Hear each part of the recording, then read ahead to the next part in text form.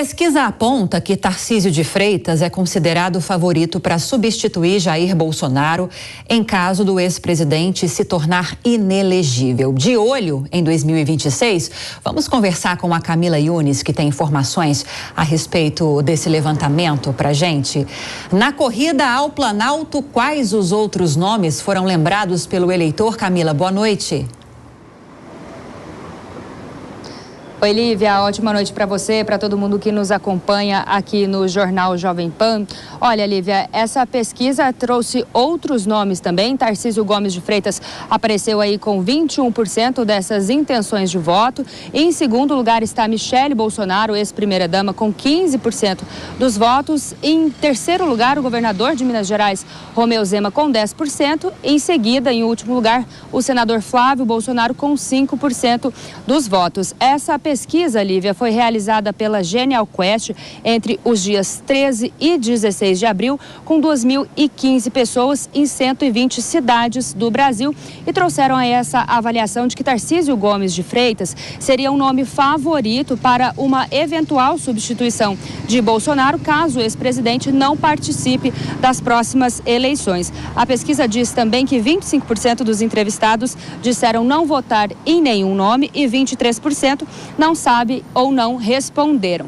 E aí, Lívia, desses entrevistados, 27% dos que disseram que votariam em Tarcísio Gomes de Freitas são homem e 19% dos entrevistados que disseram que votariam na Michele Bolsonaro são eleitores mulheres, são eleitores femininas.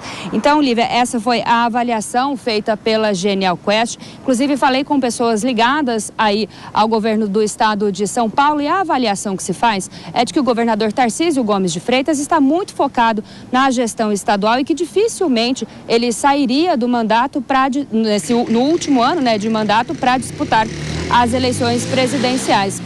Mas as fontes me falaram também, Lívia, que há uma avaliação muito positiva de que Tarcísio Gomes de Freitas, inclusive, tem tido essa repercussão positiva e conseguido transitar bem, inclusive com pautas mais ligadas à esquerda. É essa avaliação que se faz. Inclusive, na última pesquisa divulgada pelo Datafolha, Tarcísio Gomes de Freitas teve 44% de aprovação.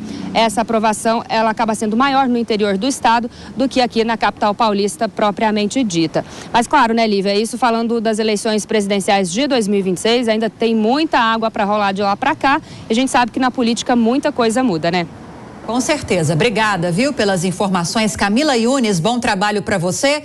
Gustavo Segrer, comigo na edição deste sábado do Jornal Jovem Pan.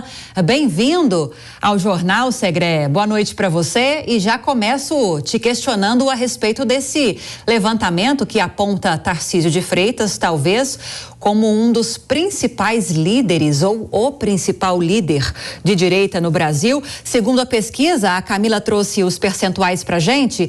Tarcísio tem 21% aí de favoritismo para substituir Bolsonaro, caso ele fique inelegível nessa ação que está tramitando no TSE. Muito já se falava desse favoritismo de Tarcísio de Freitas. Agora, essa diferença de percentual entre ele e Michele Bolsonaro, diferença de 5 pontos percentuais, segundo esse levantamento, isso não te surpreende, não? Boa noite, Lívia. Boa noite a quem está nos acompanhando e nos honra com a sua audiência. Não me surpreende muito, Lívia, mas se a gente considerar todas as opções possíveis, o Tarcísio está terceiro. Primeiro está que não votaria ninguém, depois está que não sabe ou não responde, e logo depois vem o Tarcísio de Freitas. Ele está sendo, de fato, a contracara do governo nacional. Tudo que o governo nacional não está conseguindo fazer, o Tarcísio está focando na gestão e consegue resultados. Por isso, as pesquisas estão mostrando que a imagem positiva do seu governo é muito maior que a imagem positiva do governo Lula.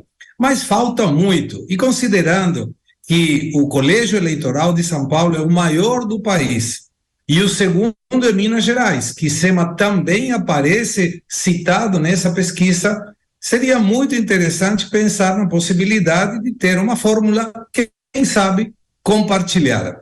Agora, a participação da Michele Bolsonaro é muito interessante porque contrapõe a possível participação da Janja, se for uma questão de substituir a possibilidade de uma reeleição do presidente Lula, que, lembrando, pela sua idade, vai estar um pouco complicado para encarar uma campanha presidencial. Mas falta muito, Lívia, ainda falta, e ainda deveria resolver a questão da possibilidade do Bolsonaro não concorrer, porque, lembrando, as pessoas escolheram sobre diferentes opções, mas com certeza quem votou a Bolsonaro continua querendo a Bolsonaro.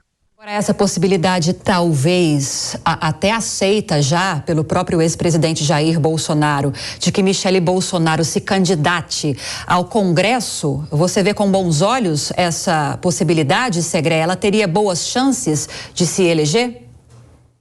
Me parece que sim, muitas maiores, inclusive, que ante uma disputa presidencial. Dá a sensação de que ela tem trabalhado de uma maneira que as pessoas foram agradadas por sua gestão como primeira-dama.